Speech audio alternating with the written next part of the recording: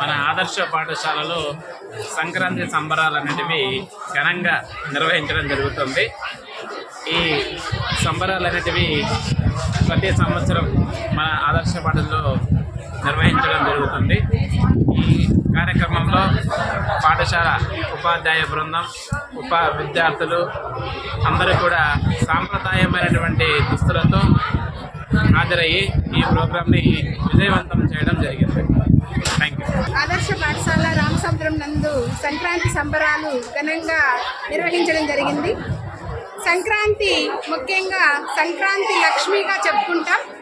రైతులంతా కూడా తమ పాడి పంటలతో ధాన్యాలు ఇంటికి వచ్చేటువంటి సమయం ధాన్యరాశితో కలకలలాడుతూ ఉంటుంది.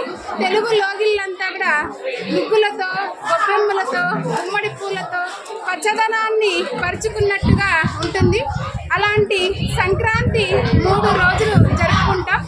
భోగి, సంక్రాంతి, కనుమ పండుగ. భోగి రోజు భోగి మంటలను వేసి అన్నీ కూడా మన అనారోగ్యకారకమైనటువంటి సూక్ష్మజీవులంతా కూడా దూరంగా తిరిగేటట్లు, ఆయుర ఆరోగ్యాలు కలిగేటట్టుగా పిల్లలకంతా కూడా భోగి పళ్ళు పోస్తాం. తర్వాత సంక్రాంతిలో అందరూ కూడా కొత్త బట్టలు ధరించి పెద్దలని స్మరించుకుని దీన్ని పెద్ద పండుగ అని కూడా అంటారు. పెద్దలని స్మరించుకుంటూ కొన్ని ప్రాంతాల్లో అయితే వాళ్ళకు బట్టలు కట్టడం జరుగుతుంది. ముగ్గులు పోటీలు నిర్వహించడము జరుగుతుంది. తర్వాత వచ్చి కనుమ. ఇది పూర్తిగా పశువులకు సంబంధించినటువంటిది. మన యొక్క అభివృద్ధికి తోడ్పడినటువంటి పశువులను ఆ రోజు ఎటువంటి పని లేకుండా వాటిని చాలా చక్కగా అలంకరించి ఊరేగింపు చేస్తాం.